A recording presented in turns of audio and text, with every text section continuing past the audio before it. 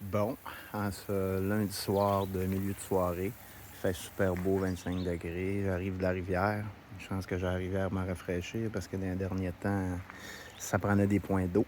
Mon nouveau petit setup, j'ai enlevé à peu près un tiers du parking pour le verdir, donc pelouser. Et j'ai de la place pour mettre de nouveaux arbres. Je ne sais pas encore lesquels que je vais mettre. Mais ce soir, c'est plus ça, le troisième vidéo sur les pins.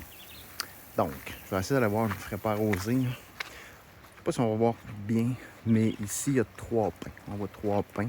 C'est des pins sylvestres. Le pin sylvestre, c'est un arbre qui est gigantesque. Je vais essayer de le catcher, là, mais c'est un arbre qui est super gros. Ces 3-là, la particularité, c'est que je les ai plantés avec mon père. Quand j'ai aménagé ici, je suis dans l'eau. Donc, mon père m'a montré comment transplanter les arbres. Les 3 premiers, c'est les pins sylvestres. Le pin sylvestre, c'est un arbre qui est géant. Il peut atteindre 40-45 mètres. Il peut vivre de 2 à 300 ans. Dans des conditions idéales, il peut même vivre jusqu'à 500 ans. Une de ses caractéristiques, c'est que l'écorce va être rouge. C'est pour ça qu'on a tendance à le mélanger avec le pin rouge. En vieillissant, on voit l'écorce est rougeâtre. Plus on monte, plus ça va être rouge. On le voit pas là, à cause de l'ombre. Donc, super spécimen, aiguille rigide regroupée en 2. Donc, sont par paire. Pin sylvestre ou pin écossais ou Scotch Pine.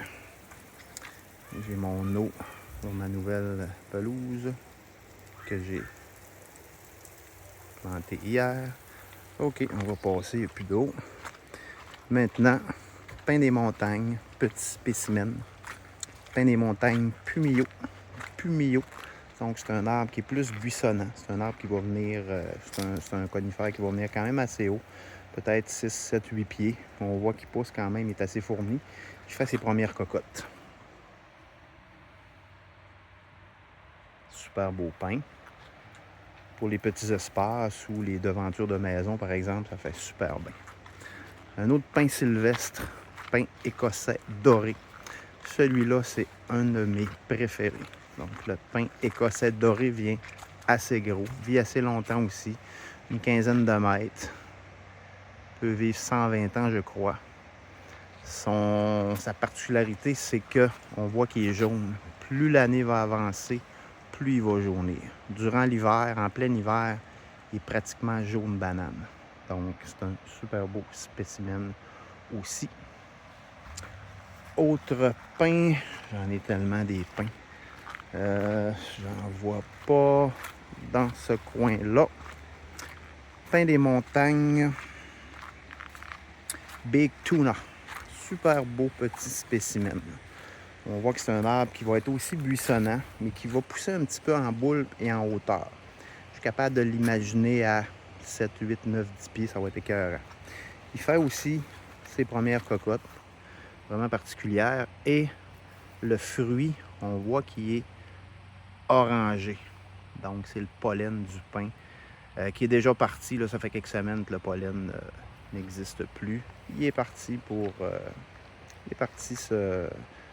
dans la nature. Autre pin ici. Celui-là, il est nouveau, donc c'est pour ça que je n'ai pas encore les noms. C'est un pin sylvestre fastigié. C'est un pin vraiment particulier qui est bleuté. Il va devenir à peu près à une trentaine de mètres, à une trentaine de pieds, c'est-à-dire, et il va peut-être avoir 2 pieds de large. Hyper compact. C'est le pin le plus compact qui existe. Autre pin vraiment spécial, c'est un pin sylvestre pleureur. Oups, mon ombre. Pin sylvestre pleureur. C'est sa première année. Il faut le tutorer. Super beau spécimen aussi. C'est une sculpture. Avec le temps, ça va devenir une sculpture végétale. Il faut le travailler. C'est pas un arbre qui pousse tout seul. Donc, c'est pour ça qu'il est attaché. On voit ici le tronc, à un moment donné, qui est reparti de bord. Donc, c'est un arbre qu'il faut travailler beaucoup. Je crois que c'est pas mal. Je regarde, là. Je pense que les pins... Ah, il y a celui-là, c'est vrai. C'est aussi un pin je ne serais pas capable d'avoir le nom. Le nom est là. C'est un pin des montagnes colonnaire. Pin hyper compact. On le voit ici. Qui va devenir super haut, super compact. Aiguille très rigide, vert foncé. Et les fruits, on voit que c'est orangé. Lui aussi, le pollen est parti il y a quelques semaines, mais c'est vraiment super beau. C'est un beau spécimen. Donc, c'était le tour des pins, 3e vidéo.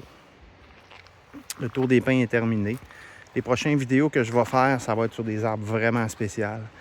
Les arbres les plus spéciaux au jardin, c'est les épinettes. Et surtout, les épinettes de Norvège. Donc, sur cette vision